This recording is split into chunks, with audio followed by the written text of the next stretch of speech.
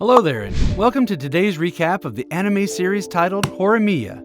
In a nutshell, Horimiya is a breathtaking tale about the lives of various teenagers as they traverse through their high school journey while discovering everlasting love and friendship along the way.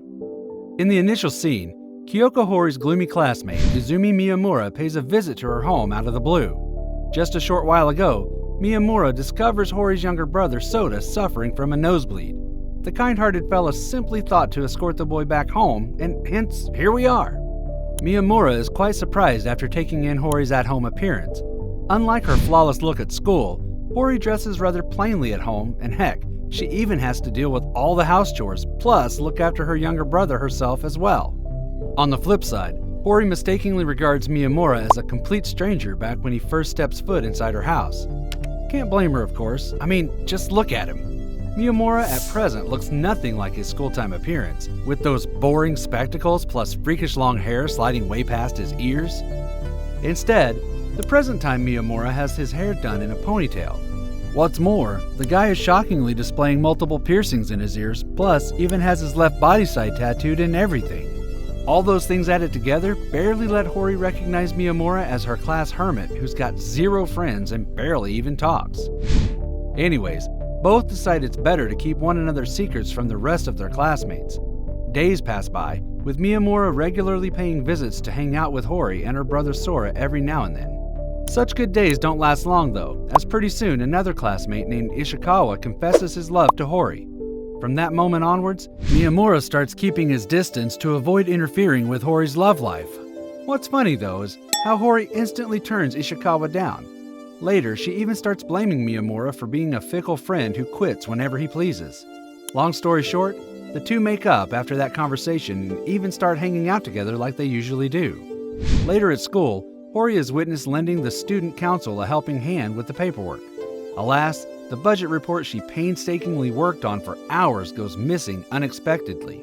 The student council president, Sengoku, declares how it's definitely Hori's fault and therefore keeps pushing her to apologize publicly. Miyamura intervenes just then, lands a decent headbutt on Sengoku's forehead as punishment for bullying Hori, and then finally goes to deliver the report. He then explains how Remi, another student council member who's also Sengoku's girlfriend by the way, carelessly dropped the report in the hallway earlier. Hearing that, the still a bit dizzy Sengoku and the rest of the student council members sincerely apologize and leave. Later, during class, the students all start huddling together for a group project. Here, Miyamura starts reminiscing about the past where he became left behind whenever a group project was underway in class. Thankfully, things have changed now since pretty soon, Hori, her friend Yuki, and also Ishikawa together create a group with Miyamura. Here, Miyamura realizes how, unlike the depressing past, the present-day him actually has people he can refer to as friends now. Later that afternoon, Remi half-heartedly jokes about wishing to date Miyamura. This greatly offends Hori, who loudly declares that Miyamura is hers and hers alone. Later that night, Ishikawa scolds Miyamura for not realizing Hori's true feelings for him. Sadly enough, our protagonist Miyamura here is denser than you may think, so he states that Hori considers him as a good friend. Nothing more, nothing less than that. This doesn't sit well with Ishikawa, and so he throws a punch at Miyamura in his fury. Bad move, Mr. Pinky Hair. The numbskull Ishikawa should have taken Sengoku being headbutted earlier as a hint, and realized how Miyamura is far less civilized than he looks. It's too late now though, and so poor Ishikawa shows up at school the next day with a banged and utterly swollen face. My man Miyamura clearly didn't hold back his punches that night. Anyways, both Hori and Yuki intercede the next morning and have Miyamura and Ishikawa apologize to one another and become good friends again.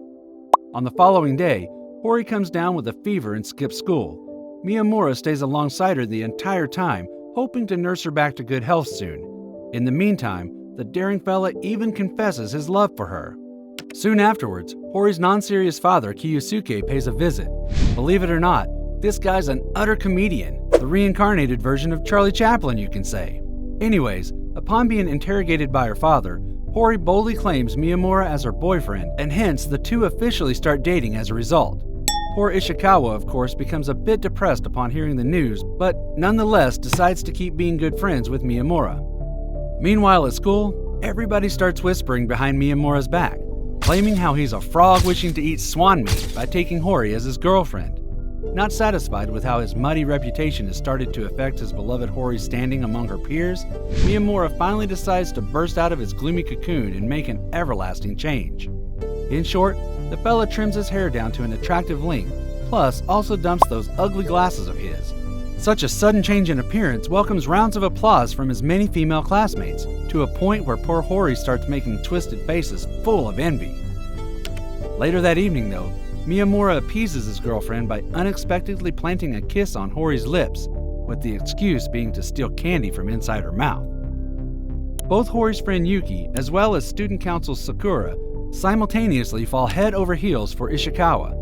The two realize the way to a man's heart goes through his stomach, and hence enter a baking spree.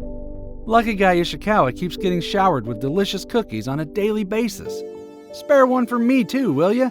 Preparing these videos is hungry work, you know. Back to Hori's front.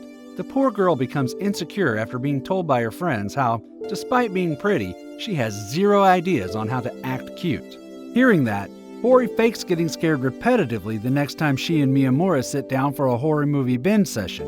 The strategy backfires, since the scaredy cat Miyamura himself keeps jumping in fear every now and then and has no spare time to think of his girlfriend as cute or anything. Later though, Miyamura affirms to Hori how he loves her for who she truly is. Hence, there's really no need to imitate the cute and always cheerful-looking girlish stereotype. Such a considerate statement finally unlocks the gate to Hori's heart. The two therefore end up spending the night together, with there being plenty of time for Miyamura to unlock even further treasures. From here onwards, the series branches out into the love stories of several other support characters, like for instance, how the student council press Sengoku and his bug-loving girlfriend Remi first met, and later fell in love with one another.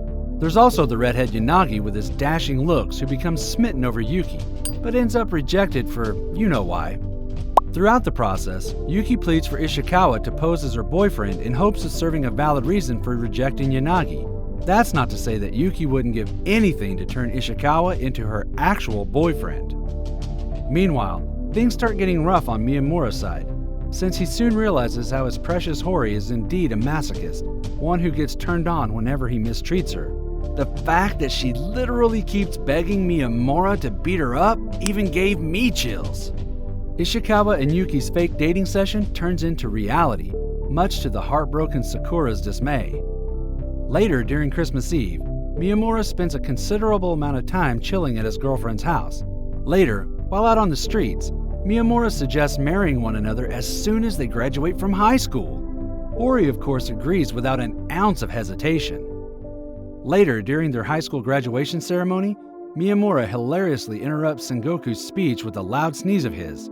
Poor fella is therefore chased down by the infuriated Sengoku across the school's various corridors as a result. That's where Season 1 of Horimiya comes to a satisfying end. For curiosity's sake, please do tell what were your most, or should I say least, favorite moments throughout the series. To be honest, mine was when Miyamura got swarmed by ladies after having his hair trimmed. Back then, witnessing Hori emit red smoke out of her ears as a sign of jealousy and fury felt truly delightful. As for the worst moments, those would be when Hori and Miyamura went all lovey-dovey under my watch. Seriously, those lovebirds should be sued for romancing in front of innocent singles such as me, and possibly even you. Curse them couples!